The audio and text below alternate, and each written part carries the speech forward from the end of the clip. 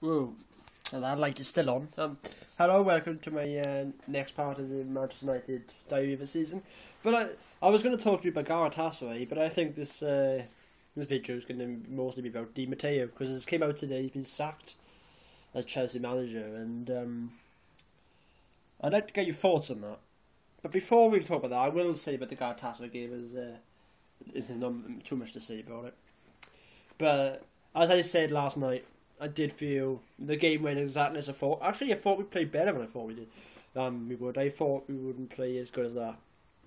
Because if it was at Old Trafford, even with the younger side, we probably would beat them. But I always said the Galatasaray away was always going to be a tough game, right? And even with a full side. So I always wanted to get through before that game, and we have. So, the best case scenario happened. But of course,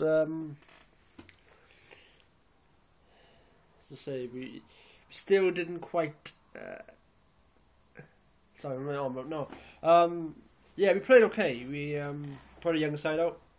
In the stadium, the atmosphere is exactly as I thought it would be. In Galatasaray, it's noisy. It's chanting. You could put the young players off, like Nick Powell and the young ones like his age, could really be put off and stuff like that, and that's what I feared. But they played quite good, and we were unlucky not to get in front just before half time with that header against the bar. If that went in, the game could have been different.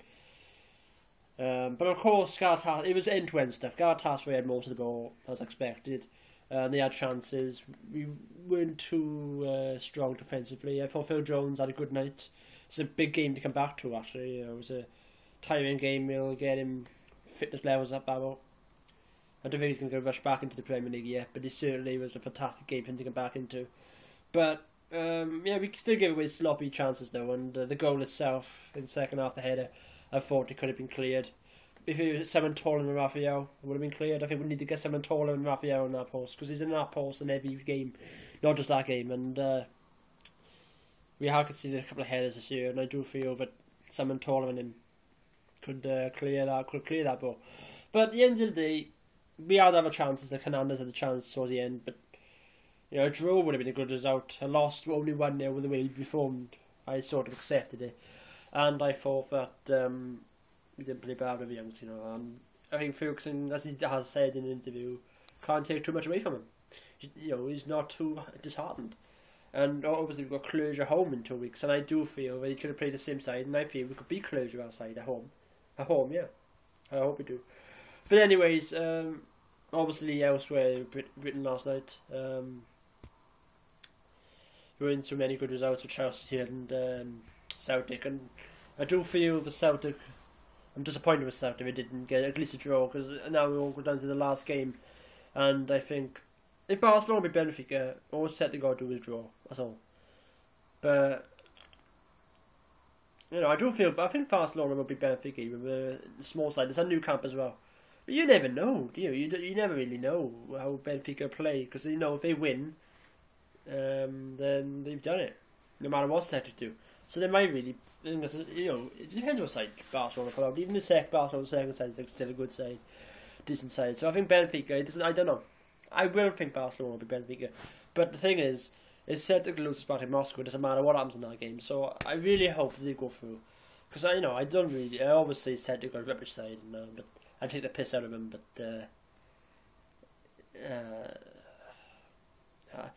beating Barcelona, we see Rod Stewart cry. I hope they go through, at least in the next stage, and then after that I don't really care. But Chelsea, on the other hand, they play poor. I'm not going to go too much into the game, but obviously the consequences of that game. It comes as a shock, as I read this morning that Di Matteo was sacked and was gone. 4 minutes, that's all.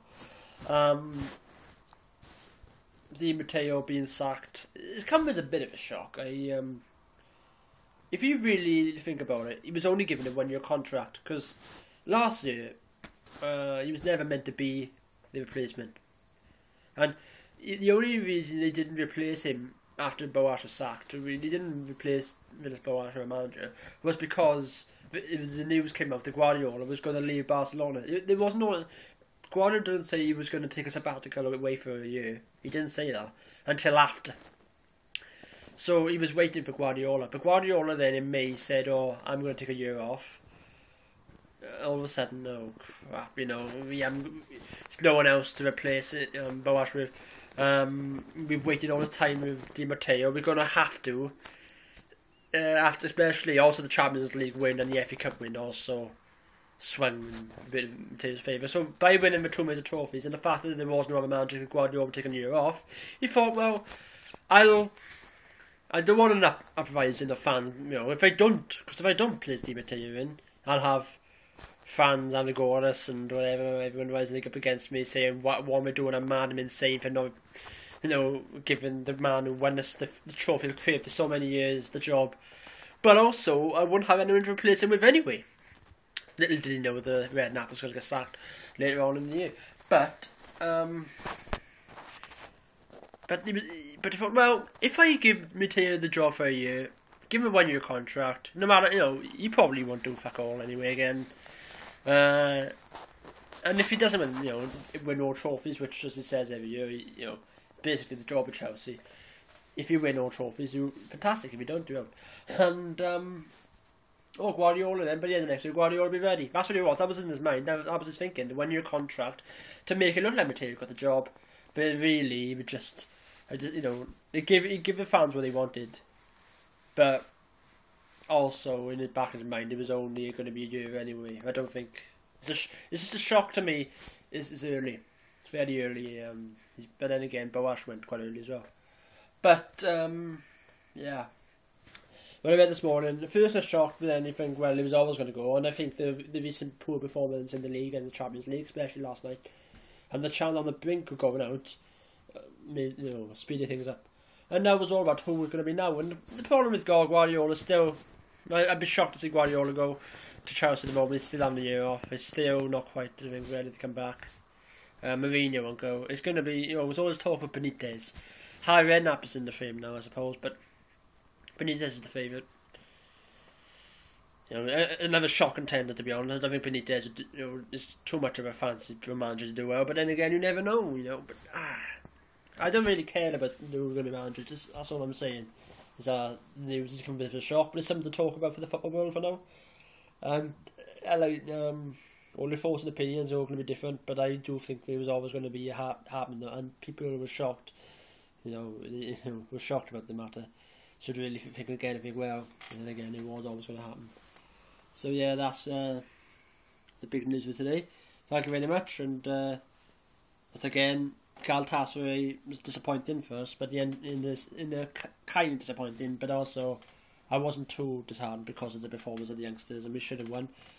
We should have gone 1-0 up, but we didn't, and then we conceded a sloppy goal. But the next game we're talking about is Norwich.